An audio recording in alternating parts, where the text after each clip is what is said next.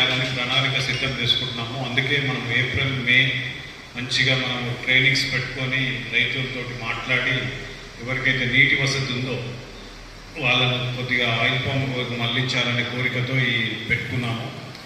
జిల్లా వ్యవసాయ అధికారి కూడా వచ్చారు, వాళ్ళకు కూడా టార్గెట్ ఇవ్వడం జరిగింది. మన ఏఈఓ రాజుగా ఏఈఓ కూడా కలెక్టర్ గారు ఒక 20 acres టార్గెట్ ఇచ్చారు.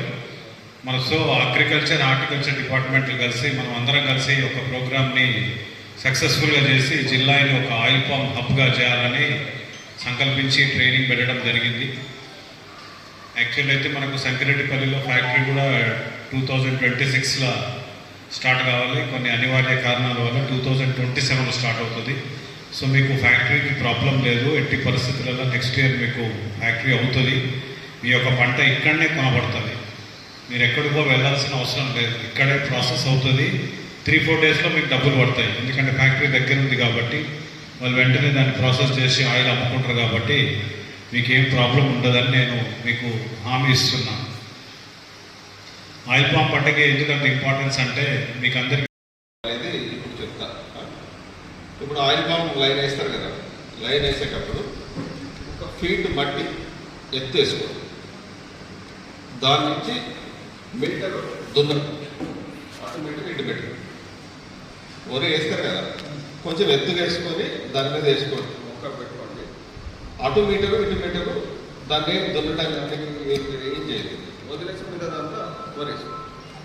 ఎందుకు చెప్తున్నానంటే ఇది ఇంకో 4 సంవత్సరాలు పోతే మన భూముల్లో వరి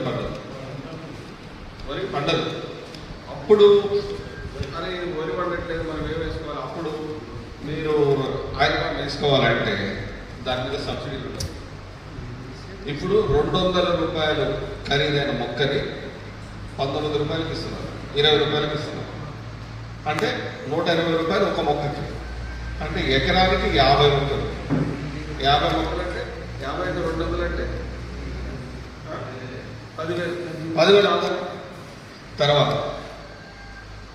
డ్రిప్ మీద 80% సబ్సిడీ, ఎస్సీ ఎస్టీకి అయితే 90% సబ్సిడీ.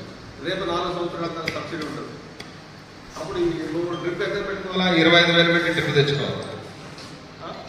కాబట్టి ఇప్పుడే మీరు వరి వేయండి, వరిలో అంతర పంటగా ఆయిల్ పామ్